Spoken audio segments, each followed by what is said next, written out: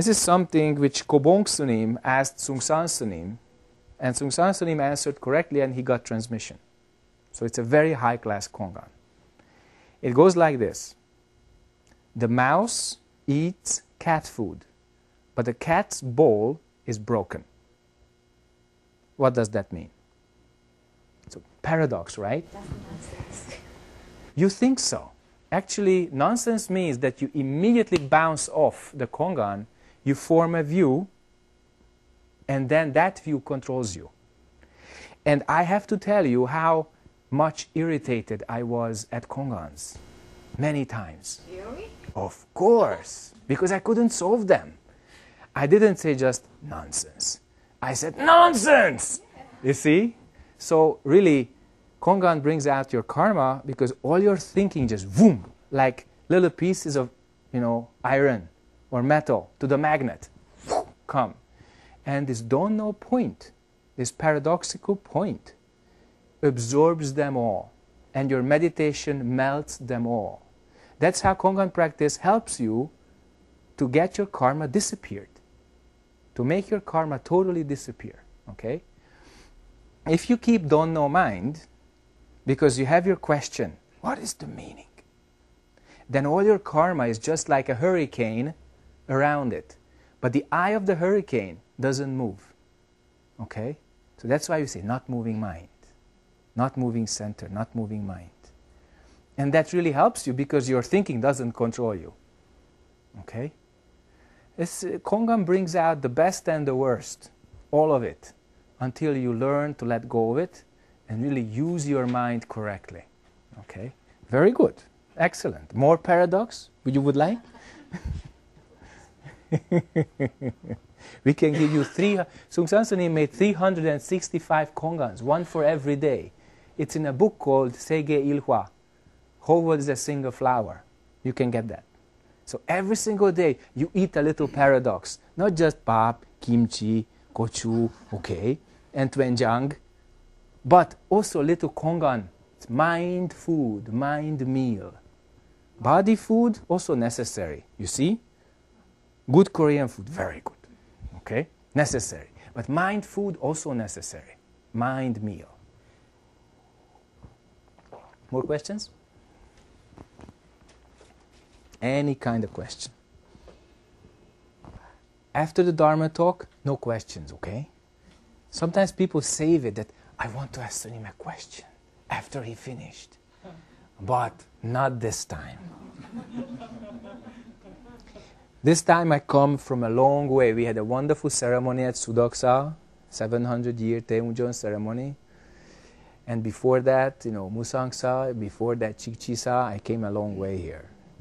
So after that, we just drink tea, eat some tok, and all finished, okay? Now question. Now say what you want. Yeah, Bosanim. What is the difference point between Kongan and thought? The first I didn't understand. What is the difference between Kongan Kongan and thought? Very good. Very, very, very, very good question. So, ladies and gentlemen, what is the difference between thought and Kongan? Excellent, because all these thoughts and Kongan seem to have words. So there's some overlap, right? All right, so here's the difference. I designate thought as T, okay? So as not to write it down so many times. So T is thought.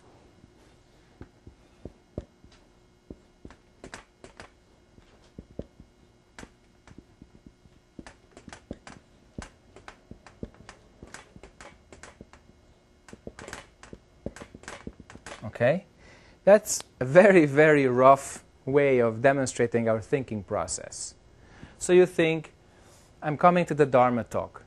I don't know what I will hear. Maybe I like it, maybe I don't like it, maybe I leave early.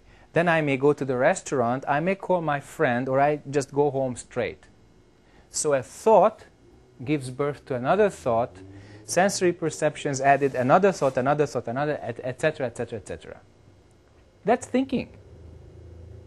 So that's a thought, if you want to isolate one part of it, which is pretty hard. If you look inside, there is no discrete entity, as a thought that you can take out of the process. But there is a process with some elements in it which you can recognize, right? If you look inside, it's very interesting. You go closer and closer and more thinking appears. But the Kongan is such that K is the Kongan and parts of the Kongan. So K has a story or a situation, and it results in a question. And this question stops thinking.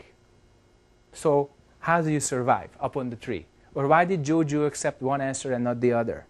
So the question from the Kongan stops this thinking. We say cut off thinking. And there is this big space of don't know.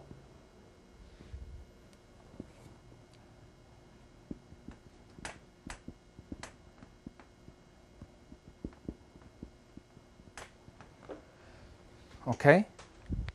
We don't know how long that lasts. That's why people meditate in the sonpangs, or at home, or in Zen centers, sonwons. They keep the question, and then this thinking, it doesn't happen so much. It happens a little less, or it doesn't happen at all. So the Kongan, or the Huadu, I'll talk about that later. Original question. What am I, or what is this? It results in don't know because there is no further thought. The paradox stops you. And somehow, later, this don't know has a little child. It's called intuition. Okay? And your intuition throws the answer to the surface, which is the Kongan answer. Here's the Kongan question, after that don't know, and there's the Kongan answer. So that's how you make friends with don't know. Okay? You can do that. If you come to interview to any of our teachers anywhere in the world, in Musangsa here also, or in Providence, or anywhere, or Wongkwangsa in Hungary, or other Zen centers in Europe, or America, or in Korea, we teach you how to use this don't know. Okay, we help you with that. That's our job. Because this don't know is a lifesaver. Because most people, they believe this thinking. They believe they are right, the people are wrong, you know. But when you really attain this don't know, you see that all of this, like time and space, is totally relative. It doesn't have a fixed quality of its own. We assign qualities to it, and we believe in it, and then we have a problem. We identify with it, and then we have a problem. So, Kongan question gives you don't know, and out of this don't know comes the Kongan answer. Isn't this familiar from somewhere? Form becomes emptiness, and emptiness becomes form. Thought becomes no thought, and no thought becomes thought. Clear? That's how it works. You're born, you die, you're born, you die. Same here. This is the mind's death. This is the ego's death. Complete don't know, no I. Okay? Here you know. Here you don't know, and you don't even exist here. And here you have this answer, and you're happy, and etc. Then you get the next question. So again, it's a cycle. You go back to the beginning. Okay? Now, the Huadu doesn't have an answer. What am I does not have an answer. But the Huadu helps the Kongan. So in our school, we don't ask the Kongan always all the time, although it's possible. But we have the Kongan in our minds. And we use the Huadu to make this don't know bigger. Okay? And the Kongan is kind of here. And the Huadu is making this don't know function. And then suddenly the Kongan answer appears. Okay? For instance, you get this question, how do you stay alive up on the tree, right? And you really don't know how to deal with this. And you are really upset. And you don't like it. And you want to go away from it. So anytime you recall that Chong An, you can develop some serious opposite thinking to it. So you don't irritate yourself always all the time. You put it into your subconscious. And you use your huadu, this what am I, to keep your don't know mind strong and clear. And then this don't know mind digests the Chong An, and the Chong An answer appears, boom, overnight, one moment. After 6 weeks, 6 months, 6 years, nobody knows. Okay? Why is this so useful? Because this don't know is our point to freedom. Freedom from our dualistic, thinking. Freedom from our I. Otherwise, why do it? It's not another crossword puzzle. It's the gateway to liberation, ladies and gentlemen. That's why it's so cherished in our tradition. And that's what partly got me to Zen. I was really irritated that I don't know. I don't know the answer. And I wanted to know. And it's very healthy that people want to know. But if they want to know, they have to attain this don't know mind. Okay? Very important point. Then the Chong An answer can be, you can say, the strong mind? Nobody knows how the Chong An answer appears. Because don't know has no strong, no weak. But strong practice, Gosanim, that's necessary. Because our thinking is very, very, very, very strong. So, when you practice strongly, then this don't know mind starts to function. But how the Chong An answer appears and what you feel after that, nobody knows. Please, yeah. How can you get the strong mind? By the practicing something? Okay, I understand. So let's rephrase. How do we get the strong center? Strong center appears when you let go of your thinking by bowing, chanting, and Kanhwason meditation. Then strong center appears because, as I outlined before, you do not follow the ups and downs of your consciousness, of your thinking, and your emotions. And that's strong center.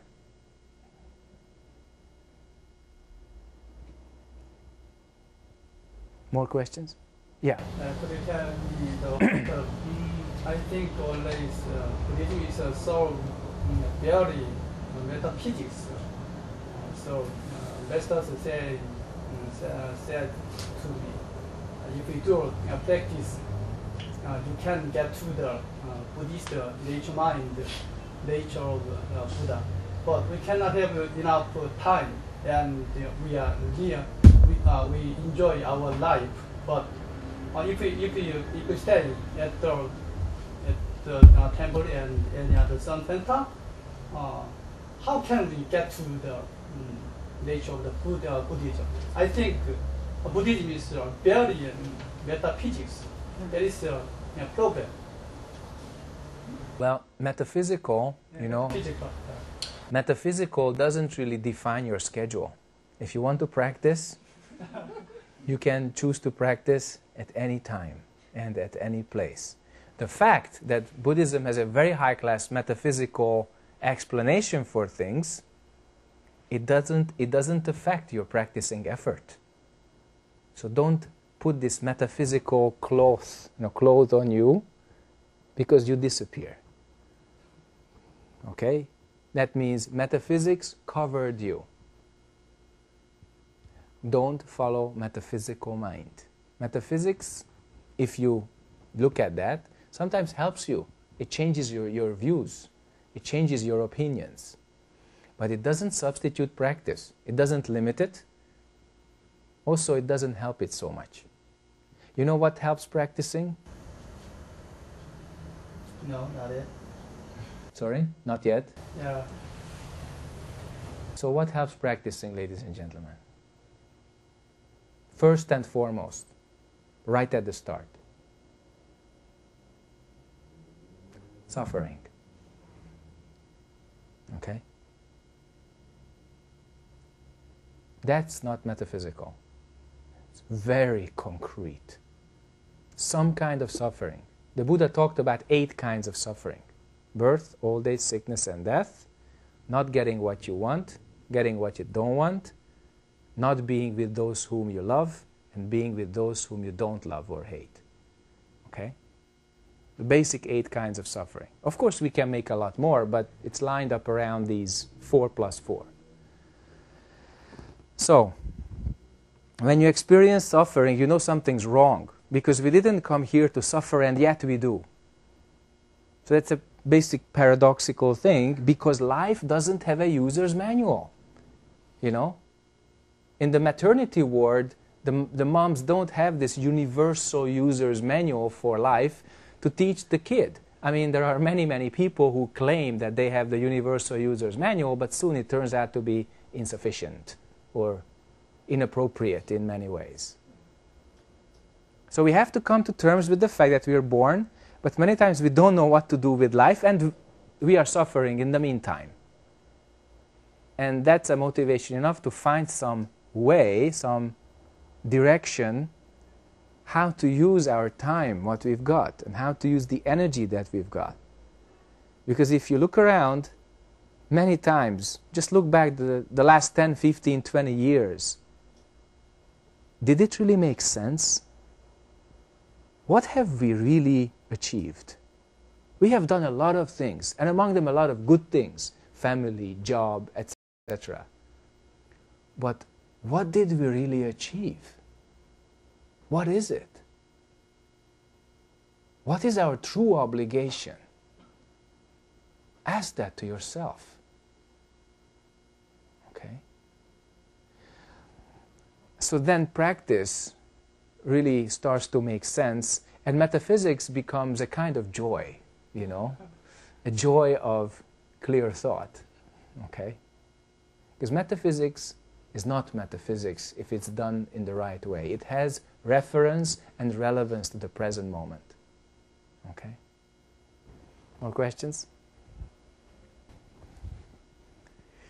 So, as a second chapter, I would like to outline something which you can find in some of our Zen books of our school. And some of you may also be familiar with it.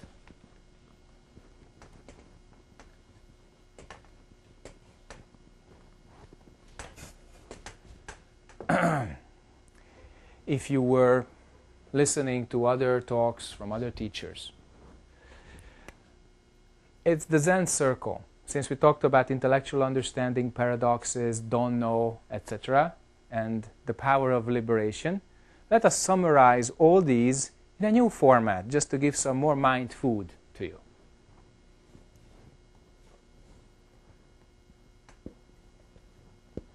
That's the scheme. This is a circle. On this circle, we have 5 designated points. One is 0. The other is 90. The other is 180. And this one is 270. And this one is 360 degrees. So, why do we call this the Zen Circle? Because as we have looked at other cycles of our lives and deaths, also we have a cycle in our practice.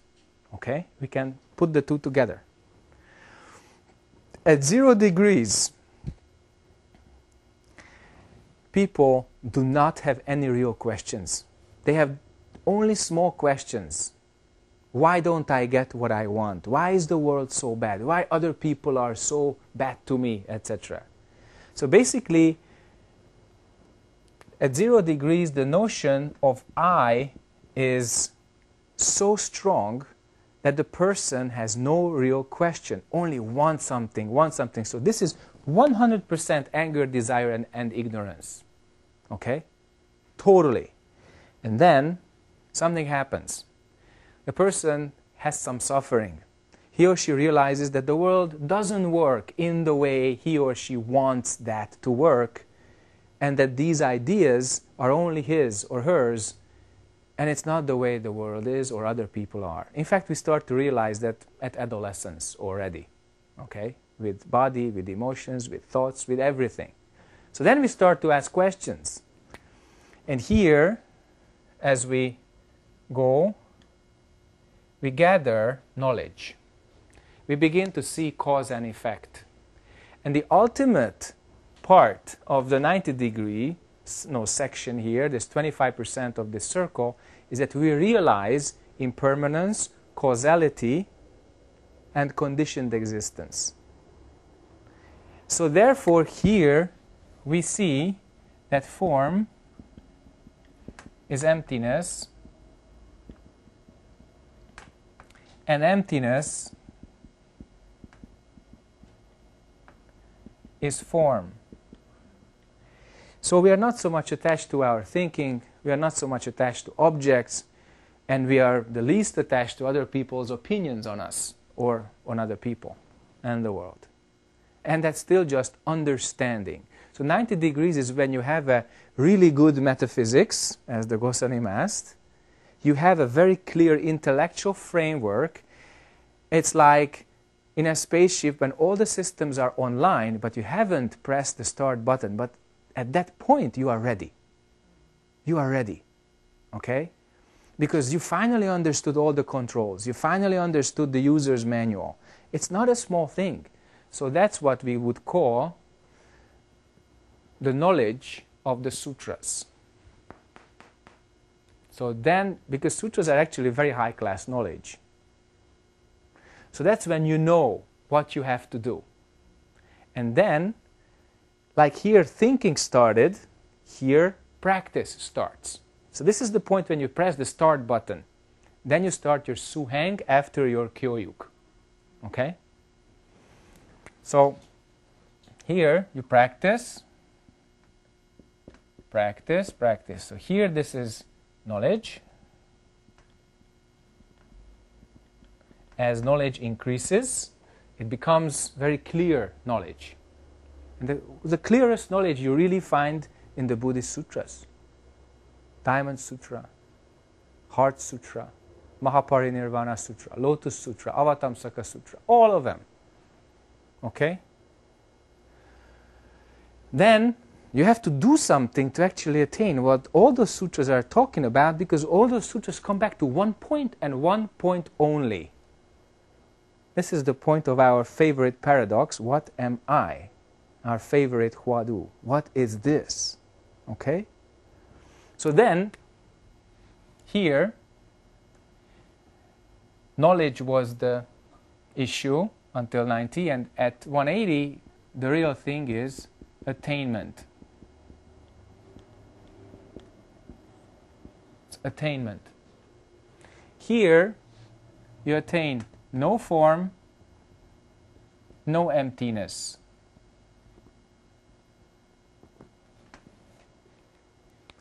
Just this moment. No time, no space, no I, no world, no thinking, only this point.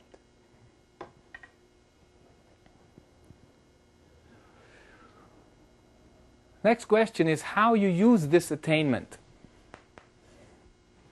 Here we had practice in this process, and the point was attainment, and here knowledge became understanding. At this point, what we say application. How we apply this kind of attainment, okay? And the point here is freedom, because we want to use our attainment truly to liberate ourselves and other beings. So 270 degrees is really about any form and any emptiness. Like I said earlier, any life, any death. When you attain what is really doing this, what is going through this, which cannot be put into words and form, then you attain this true freedom. But freedom is not the end. Okay? Here I say, this is infinite, okay? Infinite form, infinite emptiness. You do whatever you want, any kind of body, any kind of mind, any kind of existence, any kind of world is possible because you are riding on the white horse of your attainment. Okay? Here, you're still not 100% free from your I, my, me. You are very powerful. But what is it that guides you through all these? Okay? Application, freedom is direction. Okay? Direction. Many people are lost in their freedom. But if they find their true direction, okay, then they come back to this point, which is 360 degrees. They come back to this world where they really started from. And then the direction is helping all beings. That's why the Buddha's teaching says, attain enlightenment and save all beings from suffering. So direction here is saving all beings.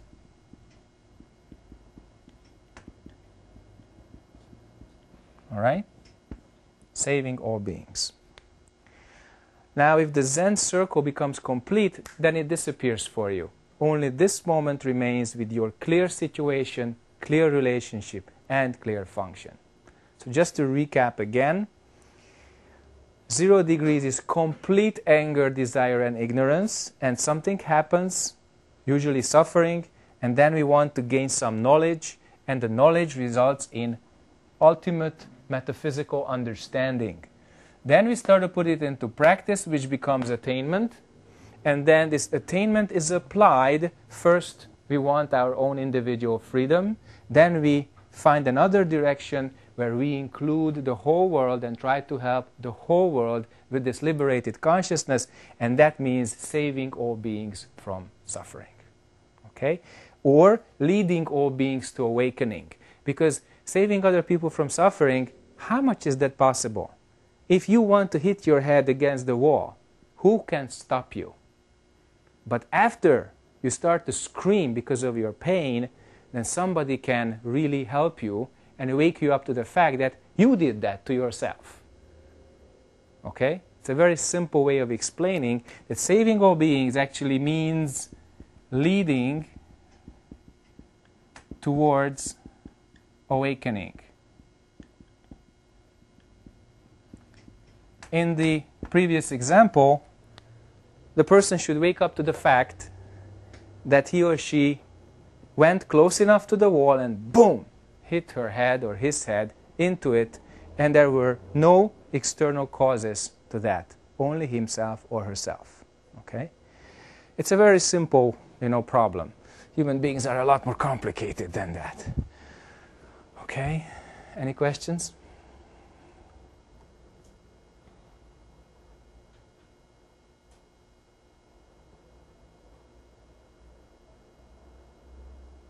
Anything. This is the time to ask. Yeah. I practice Padu, and I don't know I do exactly. I don't know I practice right because I use Padu. What am I? Or don't know, and put it down. So, but all three lead me some in the same point. So. Only one is enough. So not all of these three. Keep this. What is this? Okay. What is this mind? What is this being? What is this substance? Okay? Altogether, what is this? Keep it simple. Is put it down is not a huadu. It's good speech. Okay? Cut off your thinking, don't make anything, put it all down. It's all very good speech. But huadu, one question. You can keep that your whole life and even after that. Okay? Keep that. What is this? And that question, like I described earlier, helps your mind becomes clear like space, clear like a mirror. Then you can see your karma much better. In fact, now, as I see you, it's much better than last year. Okay? So keep practicing.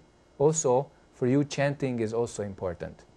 Sometimes when we try Kanhwason, too much energy come up to our head, especially if we are thinkers. Okay? Sometimes too much emotion appears also. And bowing and chanting, they are really helpful to take this heavy karma away. Okay? Why is this so important, and why did practitioners work these various kinds of practices out? For instance, you have ice. Well, these days we don't have so much ice anymore, but suppose we have a lot of ice on the sea, and you really want totally free water and free, sky, unobstructed. So what do you really have to do? First, you have to break the ice. Then you have to warm up the water so that the big parts of ice would totally melt. And if you want to have total evaporation, you have to boil up the water so that it would all become steam and it would be just blown away by the wind. Then everything disappears. Okay, so ice, water, vapor, and then total, absolute disappearance. Now karma works in the same way. Bowing is like breaking ice. Chanting is like boiling the water. And Kanhwason is really letting the vapors just go away. But if you just sit on a block of ice, you get frozen.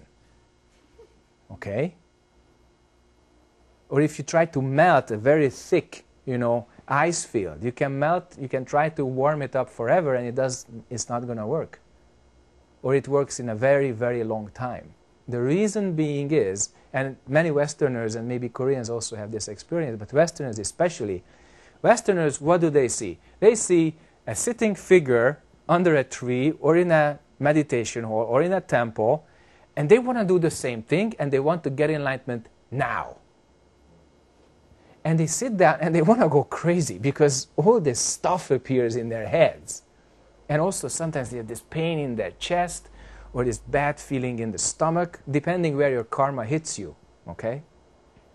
So that's why.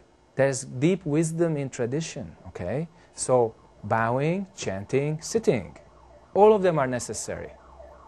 Very necessary. Hwadu is the peak, is really the top. Okay? But you have to build the foundation, the mid part, the high part, and then Hwadu is possible. Don't wait 20 years. Sometimes there's a little mistake on that. So that people prepare for Hwadu practice for 10 years or 5 years. No. Do your practice consistently, little meditation every single day. But beginning time, more bows, more kido, more chanting, okay? And then also meditation. What is this? And then you see how your karma changes. When you first sit, wow, it's like an action movie, except that you are the director, Little more years, then becomes a little more quiet. Still, it can blow up in any second. And then even more practice becomes very clear, very alert, full potential, okay? That's why bowing, chanting, sitting, breaking ice, boiling the water, blowing the vapor away. Okay? So if you have a lot of thinking, don't sit. Do some work, do some bows, do some chants. Don't watch your own movie. It's not necessary. And then, after all this, of course you always have some thought, but don't let your consciousness break. That's the point. Okay? So effort must have some wisdom. Okay? And when that wisdom is applied correctly, then your compassion develops because you did good thing to yourself. You practiced correctly, so your action towards the world is also correct. And that brings you strength. That's why we say wisdom, compassion, and power. True power, not external thing, inside, okay? Wisdom, compassion, power. These are 3 important elements of our practicing. And if you do that correctly, all of them appear spontaneously. You don't have to think about it. You don't have to make it. Because if you make it, it's not real. It's not natural, because it doesn't come from your true nature. It comes from an idea, okay? That's why if people get stuck here at 90 degrees at understanding, then they get stuck with ideas. They get stuck with metaphysics, okay? If they are stuck at attainment, they don't come out of the forest. They don't come down from the mountain. They get stuck in nirvana, okay?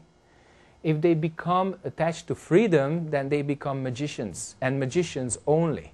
They can do anything they want by themselves, but they don't come back to 360 and they don't help this world. Okay? Good. Last couple of questions, if any. Yeah. You mean 90-degree state is like for us, we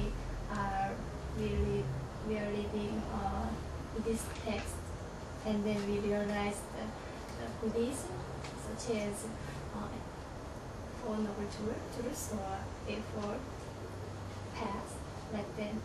But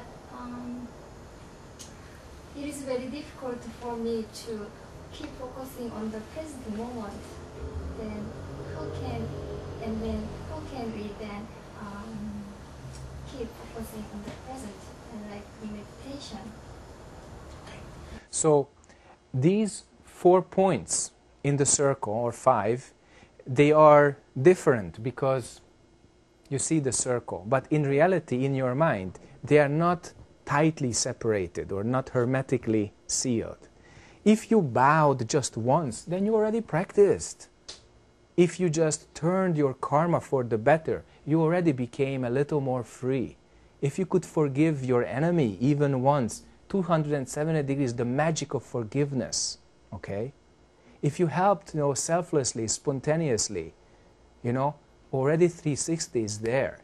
But we always have our energy, our karma lined up in one way or another. So you should really keep a balance between them. And when you keep that balance, then the center of the circle becomes very clear. Because what is in the center of all this? What is it that generates all this? I cannot tell you, and even if I could, I would not. I would let you discover that. Okay? So don't believe that you are stuck somewhere and you can't come out because your karma is controlling you. Okay? It's not like that. But we have to recognize that most of our focus maybe is on books, so we are mostly on 90. So we go to the temple and we do 108 bows, then boom, we made a step towards attainment. Okay? Then we come out and we do things differently, and unlike before, then 270, we have the freedom to change something which we believed we couldn't change before. That's the magic of everyday life, And then it just becomes clear to people around you that you help them and you don't want anything in return. Anything. Okay? Last question is a privilege because nobody can ask anything after that. So, who wants to have that privilege of the last question?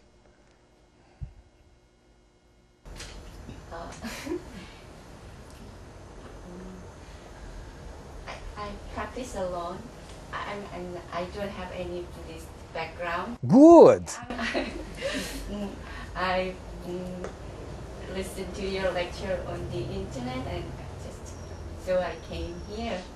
And when I listened to your lecture, I started to practice just bowing.